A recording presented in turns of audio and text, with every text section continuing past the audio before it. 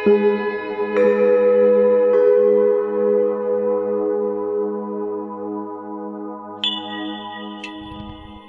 के सवाल की इस सीरीज में आप सभी के मनों का स्वागत है। वास्तव में अनेक बार ऐसा लगता है कि ये इतना छोटा सा प्रश्न, ये प्रश्न भी भला कोई उठने लायक था जिसको उठा लिया गया। लेकिन हमें जो छोटा प्रश्न लगता है वह किसी के लिए बहुत बड़ा प्रश्न भी हो सकता है। बात छोटे या बड़े की नहीं है, बात प्रश्न की है। प्रश्न का उठना ही अपने आप में चिंता का विषय हो जाता है, क्योंकि प्रश्न तत्काल उत्तर की मांग करता है। किसी भी प्रकार का प्रश्न उठे, कितने छोटे से छोटा प्रश्न हो और कितना ही बड़े से बड़ा प्रश्न हो, दोनों प्रकार के प्रश्न मुंह बाए उत्तर की प्रतीक्षा करते हैं, क्योंकि प्रश्न का भोजन उत्तर है।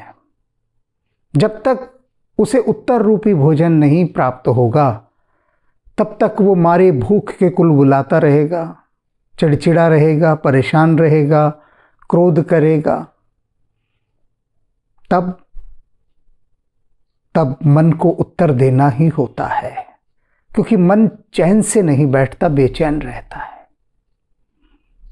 और इसीलिए मन के सवाल की ये जो सीरीज दैवी कृपा से आरंभ हुई है उसका मुझे संतोष है, क्योंकि अनेक भक्त अपने प्रश्नों के उत्तर पा रहे हैं और उन प्रश्नों से उनको निजात मिल रही है, मुक्ति मिल रही है।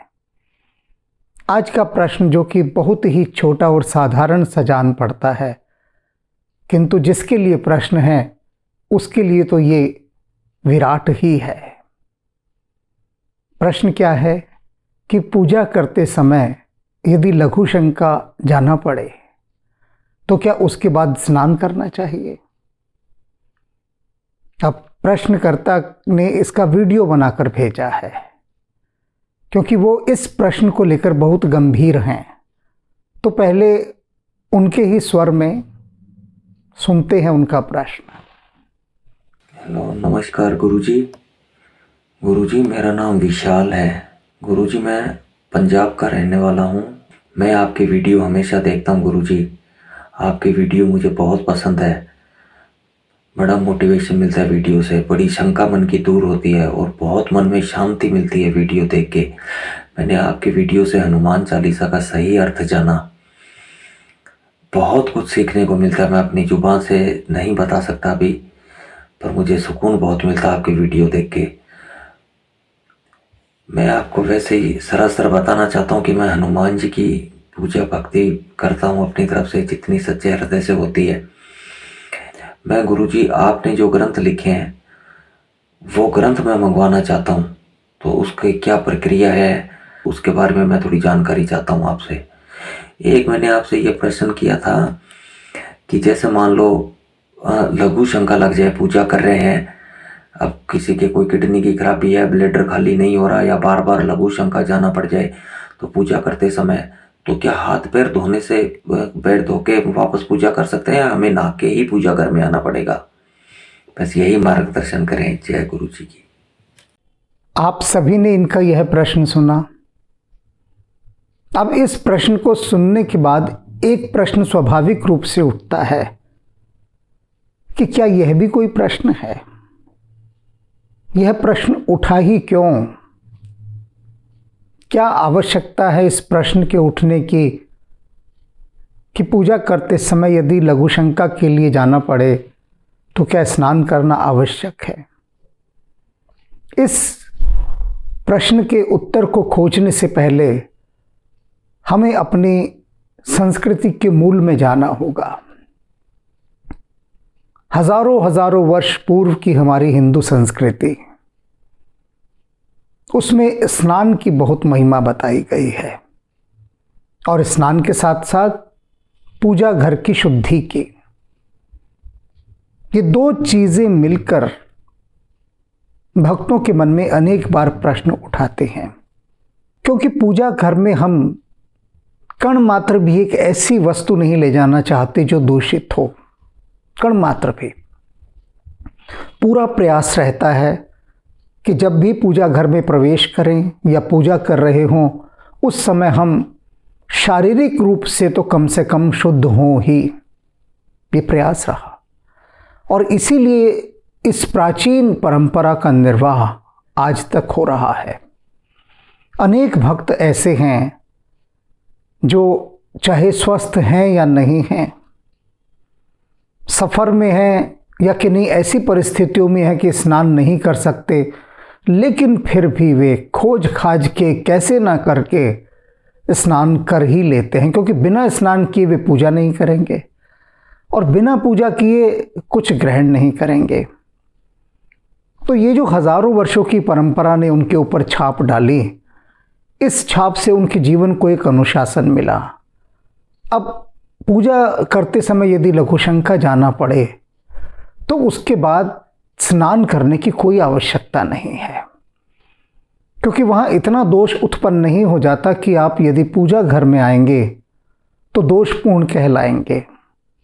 सहज सामान्य रूप से आप अपने को स्वच्छ कर ही लेते हैं। प्रत्येक व्यक्ति चाहे पूजा घर में ना भी हो, लघु शंका में जाता है तो उसके बाद आकर हाथ तो धोता ही है, वह कोई भी हो चाहे। किंतु पूजा घर की शुद्धता, उस शुद्धता को लेकर हम बहुत सजग रहते हैं, इसलिए ये प्रश्न उठा। अनेक भक्त ऐसे हैं जो यदि लघु शंका के लिए चले जाएं तो फिर वे आकर स्नान करते हैं और इस स्नान करने को उनका अंधविश्वास न माना जाए। कोई यह ना समझे कि बड़े अंधविश्वासी हैं, वे स्नान करते हैं। नहीं, वे संकल्पवान हैं। भीतर एक गहरा संकल्प कि यदि हम पूजा करते समय लघु शंका चले गए हैं तो फिर हमें स्नान करना ही है। ये उनकी मान्यता है, ऐसा उन्होंने अपने जीवन का व्रत बनाया हुआ है। लेकिन यह बिल्कुल आवश्यक नहीं कि इस व्रत को सभी धारण करें, क्योंकि सभी व्रत सभी के लिए नहीं होते हैं, ये याद रख लीजिए। एक छोटे से उदाहरण से बताता हूँ। एक दाल है कोई, अब वो दाल एक आदमी खूब खाता है, उसे कुछ भी नहीं होता। दूसरा व्यक्ति उसी दाल को खाए तो बदहजमी हो जाती है। अनेक लोगों को सुना होगा, कहते हैं कि भाई हम रात को राजमा नहीं खाते, छोले नहीं खाते, चावल नहीं खाते। दूसरा आदमी तो डट के खा ही राजमा चावल रहा है, छोले खा रहा है, दाल खा रहा है माँ की, उसे तो कुछ भी नहीं हो रहा, सब कुछ सहज सामान्य। वह हंसता है उन लोगों पर, अरे क्या है, रात को तुम राजमा चावल नहीं खा रहे, दही नहीं खा रहे हो, और वो तो लोटा भर के दही पी रहा है, उसे कुछ भी नहीं हो रहा। तो प्राकृतिक विधान में प्रत्येक व्यक्ति की संरचना अलग अलग ढंग से हुई है, उसको क्षमताएं अलग अलग मिली हैं और उन क्षमताओं के आधार पर फिर उसको अपना जीवन निर्धारित करना होता है कि किस प्रकार लेकर चल रहा है। अनेक भक्त कहते हैं जी हम सुबह स्नान नहीं कर पाते और मन मारकर हमें अपना खाना वाना खाने के बाद फिर पूजा करनी पड़ती है। क्या करें, मन बड़ा अपराध बोध से भरा रहता है, दुखी रहते हैं हम। मैंने उन्हें समझाया, बताया कि बिल्कुल निश्चिंत रहो, कोई आवश्यकता नहीं अपने ऊपर बोझ लेने की, क्योंकि बोझ लेकर यदि पूजा करोगे तब पूजा नहीं लगेगी, वह दूषित हो जाएगी। आपकी विवशताएं हैं, आपने हाथ जोड़कर नमस्कार किया, क्षमा मांगी कि मेरे बस का नहीं है कि मैं सुबह उठकर स्नान करूं और फिर पूजा करूं और फिर नाश्ता करूं, तो भगवान मुझ में वो क्षमताएं नहीं हैं। अब ये केवल बाहर की रूपरेखा है, बाहर की। हमें बाहरी चीज़ों को नहीं पकड़ना है। अब क्या जो समझने वाली बात है कि पूजा घर का स्नान से कोई गहरा इतना संबंध नहीं है जितना मन का है। मन को शुद्ध भाव के साथ पूजा घर में ले जाना है। आप शौचालय में चले गए, क्या हुआ, सहज प्राकृतिक क्रिया है, आप वहां से निवृत्त होकर आ गए, पूजा घर में स्नान इत्यादि करके बैठ गए। खूब अच्छे से स्नान करके आप बैठे हैं, नए वस्त्र धारण करके बैठे हैं, लेकिन मन के भीतर तो दूसरे को बद्दुआएं देने का क्रम चल रहा है। क्रोध हो रहा है भीतर, ईर्ष्या हो रही है, घृणा हो रही है, बैठे मंदिर के अंदर हैं, लेकिन ये सब विचार घूम रहे हैं कि कैसे किसको कब सताना है, कब किसको ठगना है, कब किसने हमें सताया उससे हमें कैसे प्रतिशोध लेना है, बदले की भावना। तो ये जो दूषित होता है मामला भीतर का, मन का, ये शौचालय से भी कहीं अधिक पापपूर्ण है, मलपूर्ण है। ये जो गंदगी है, बाहर की गंदगी क्या है, आप धूल मिट्टी से भी भरे हुए आए हैं, पूजा घर में आकर बैठ गए हैं, तो भी उसका उतना पाप नहीं लगता जितना पाप मन के दूषित होने का लगता है। फिर भी शुद्धता हमारे यहाँ सबसे प्राथमिकता के रूप में रखी गई। एक छोटे से उदाहरण के द्वारा समझाता हूँ कि एक बहुत अधिक पढ़े लिखे मित्र हमारे, वो हिंदू संस्कृति की हर चीज़ को बिसराएं कि ये क्या पागलपन है, ये क्या बेवकूफ़ी है, हर समय यही कहें। स्वयं हिंदू हैं, लेकिन फिर भी मैंने कहा ना, बहुत अधिक पढ़ लिख गए, तो ज़्यादा पढ़ाई ने भी बदहज़मी कर दी। तो वे अक्सर मुझसे कहते थे कि भाई, ये मंदिर में जाते समय जूते उतारने की क्या ज़रूरत है, जूते पहने पहने मंदिर जाओ, क्या बिगड़ रहा है मंदिर का, पहले जूते उतारो तो सारा ध्यान जूतों में लगा रहे तो मंदिर जाने का फ़ायदा क्या। तो वे कहते थे कि मैं तो मंदिर कभी नहीं जाता, क्योंकि कौन जूतों की चिंता में मरा रहे, और जूते पहनकर मंदिर जाना चाहिए। मैं उनकी बात का कुछ उत्तर नहीं देता था, बस मुस्कुराकर रह जाता था और हंसी में यही कह देता था कि कोई बात नहीं भाई, तुम्हारा अभी समय नहीं आया मंदिर में जाने का, तो कैसे जा सकते हो, तो कोई ना कोई बहाना तो तुम्हें पकड़ेगा ही, और माया ने इस बहाने से तुमको पकड़ लिया, तो कोई बात नहीं, कोई आवश्यकता नहीं। अब उस पर हमने कोई क्रोध नहीं किया, मित्र हैं, कोई ये नहीं किया कि अरे तू तो बड़ा अधर्मी है, नास्तिक है। लोग कहते हैं ना कई बार अपने घर के सदस्यों को, मित्रों को, कि ये तो नास्तिक है, मंदिर भी नहीं जाता, बाहर ही खड़ा रहता है, पापी है ये तो यदि जो ईश्वर को नहीं मानता उसे यदि हमने पापी कहा, नास्तिक कहा, तो पापी तो हम ही हो गए, नास्तिक तो हम ही हो गए। ठीक है, उसकी इच्छा, वो नहीं मान रहा, उसका भी समय नहीं आया। तब तक कंप्यूटर नहीं आए थे। कंप्यूटर आए तो उन्होंने मुझे घर बुलाया चाय पर कि हमने बहुत अच्छा कंप्यूटर रूम बनाया है घर में, आप आइए। उन्होंने 2 कंप्यूटर लिए थे, बहुत अच्छा कक्ष बनाया। मैं गया उनके घर, मेरी भी उत्सुकता थी कंप्यूटर देखने में कि कैसा होता है, क्या मशीन है ये। तो जब गए उनके कंप्यूटर कक्ष के बाहर, तो उन्होंने मुझसे कहा कि आपको ना यहाँ जूते उतारने पड़ेंगे और जूते उतार कर अंदर जाना पड़ेगा। मैंने कहा भाई, जूते उतारने की क्या आवश्यकता है, अंदर कोई भगवान थोड़ी ना है, एक मशीन है। तो बोला मशीन की शुद्धता के लिए है कि मशीन बिल्कुल शुद्ध रहे, ठीक बिल्कुल कोई भी अंदर एक दूषित पार्टिकल न जाए, इसलिए जूते उतारना बहुत ज़रूरी है। मैंने उनसे कहा, एक मशीन के संबंध में तुम्हें जूते उतारना दिखाई दे गया, तुम्हारी भावना है ना ये, और है क्या, सजगता, सावधानी और भावना सारी, कि ये जो कंप्यूटर रूम है जिसमें मैंने इतना महंगा कंप्यूटर रखा, वह धूल से इत्यादि से खराब ना हो जाए, यही भावना है ना। और तुम मंदिर में कैसे मना करते हो, कैसे कहते हो कि मंदिर में लोग जूते लेकर क्यों नहीं जाते, सोचो जरा। अब बात उनको लग गई बात, और जिसे बात लग जाए वह समझदार, सयाना। संयोग से इस उदाहरण के माध्यम से बात लग गई और वे बोले, सच में अगर ये कंप्यूटर रूम ना बनता तो ये बात मेरी समझ में कभी ना आती। अब प्रकृति देखिए कैसे अपना खेल करती है। एक घटना ने उनको समझा दिया, एक इंसिडेंस ने, वैसे नहीं समझ पा रहे थे। और हमारी हिंदू संस्कृति में जो आज विज्ञान मान रहा है वो हजारों साल पहले हमारी हिंदू संस्कृति मानती रही है, करती रही है। उनको देखकर आज विज्ञान चल रहा है।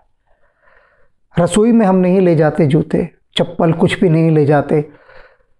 अनेक घर ऐसे हैं जहाँ पर कि बाहर ही जूते उतार दिए जाते हैं, घर के अंदर नहीं लेकर जाते। आज विज्ञान ने क्या कर रखा है, जैसे कंप्यूटर रूम, कितनी सारी लेबोरेटरीज, अस्पताल, ऐसे अनेक स्थान है जहाँ पर जूतों को ले जाने की अनुमति नहीं है। क्यों? क्योंकि दूषित जो वस्तु है वह दिव्य स्थान पर नहीं जाएगी।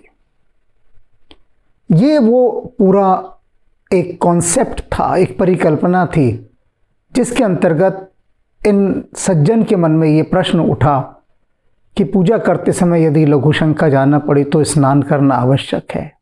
ये वही छाप जो हजारों वर्षों पहले की चली आ रही है और प्रश्न उठना स्वाभाविक है।